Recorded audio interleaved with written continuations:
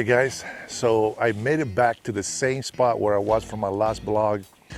Now, unfortunately, my buddy Dean has family came into town and he's going to be spending time with them, so he didn't come with me on this hike, but he promised to go on the next hike, so we'll bring him next time along. Now today, guys, my setup that I have is I'm recording with the R6 with the 50 millimeter, and you ask why I'm not recording with the 24 to 70.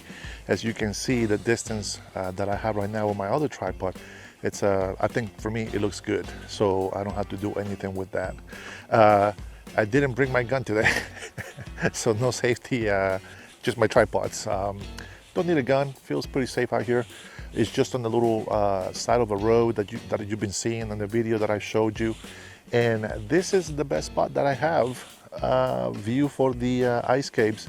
Now, I was gonna shoot with the 200 millimeter photo lens, but I actually want to capture the shadows up in the mountain. What I'm trying to accomplish here today is going to be a panel, and I'm going to go left to right only because I really like the way the mountains look. Now, unfortunately, there's these trees that are blocking the way, and then this tree right in front of me, which I will show you as well. You know, if it wasn't for that, that's perfect picture. This will be a phenomenal photo. But for now, I just want to capture what I do have, what nature actually gives me. So we'll take advantage of that, okay? Without further ado, let's go take a look at this picture. And I'm gonna go ahead and frame this up with the tree on the left. It says that it's balanced. Let me tighten up my panel. And we're gonna turn off the autofocus. And I already have image stabilizer turned off, so I don't have to worry about that. So this is the composition that I have. This is as a landscape photo, as I was telling you guys. And what I want is, let me see if I can move the camera here. So what I'm looking at is, as you can see, the ice caves right there in the bottom. But then you also have, let me take off the information here. And then you also have the mountain that has some beautiful shades on it right now. And as you can see, hopefully I don't move the camera too much to where you can actually really appreciate that. That's the whole composition that I have. Now, one of the things is you will notice, let me put this back on here. Do you see how it looks like it's not balanced, right? It's not leveled. Well, at some point, it becomes leveled. And so I think I'm doing it wrong. So the bubble says that it's right in the middle up here, right? So it's supposed to be leveled, but I don't have another wheel on here, which is why I should have brought my Benro with me, because the head on there actually can do you know, a panel from left to right. You see how it's changing focus? See, and the autofocus is turned off on the lens, so I'm not sure what the hell that's about. But anyways, so that's the setup that I have on here. Let me go ahead and change it down to the landscape mode. So this is 85 millimeters, guys, and look how close that is. I'm not able to catch the whole mountain this way. And so, yes, if I grab my 24 millimeter lens, 24 to 70, I can actually capture that in one photo. So here's the thing. Part of the reason why I'm using the 85 millimeter for this right now is because when I take a landscape photo with my 24 to 70, the 24 millimeters is you take the widest angle shot, even as you go 22, 20, 15, whatever lens you have, right? It has the arch at the end that I don't like. And so I know that when I take panel shots, you know, just the way you saw it, right, with the camera put vertical, it's, you know, when you take a straight shot, when you stitch them together, it's nice and flat. It's wide, but it's nice and flat, and that's what I'm looking for. Now, there's lenses out there that are very good with that, and it doesn't have that distortion at the end. So being that this is an 85 millimeter, it has a lot more reach, and there is no distortion on the sides.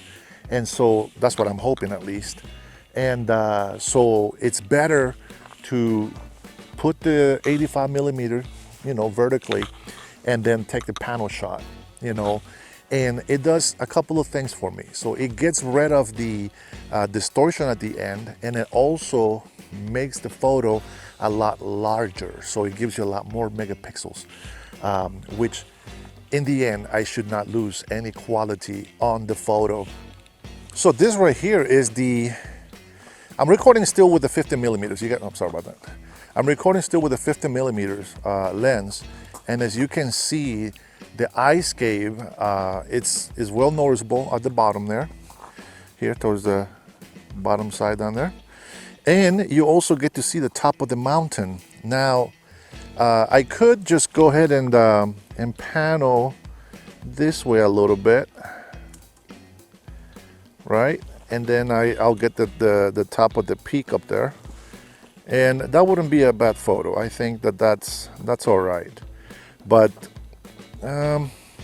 see, if I do this to catch more sky, I'm not able to get more of the mountain. I want to see more of the mountain right here on the bottom.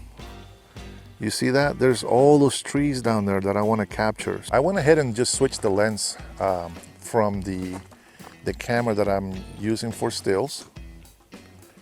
See if I can, it's too close to focus. But anyways, this is the 85 millimeter that I'm recording with now. And you can see that I get even less of the mountain with the ice cave. I can even get the ice cave with the top of the mountain at all with the 85. But I put this on there so that you guys can appreciate the beauty of all these pine trees on the bottom. Now this is Cold Lake Road, and if you are familiar with the area here in the mountain loop in Granite Falls, if you ever come to the Cold Lake, you take the Cold Lake Road after the first entrance to the Big Four mountain, which is the ice caves down there. The road is very narrow, and if there's a car coming, you're more likely going to be stuck, and one of you guys will have to back out. And it's very dangerous over here because the road is very, very narrow. And let me see if I can show you guys the steep. I don't know if you can appreciate that, but it's a very long drop down.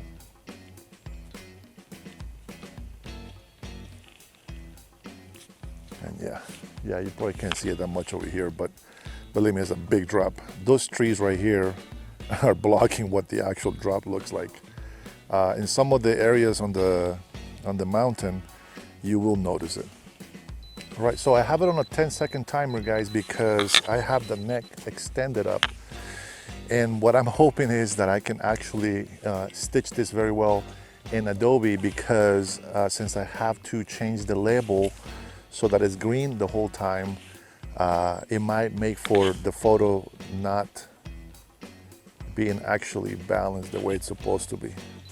Now, normally, guys, when I take these photos, I have the lens to not autofocus.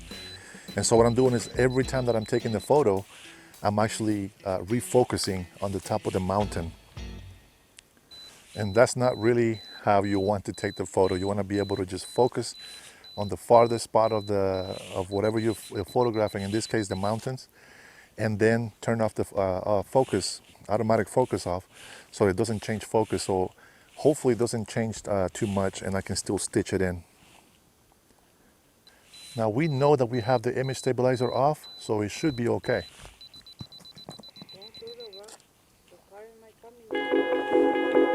And that's it.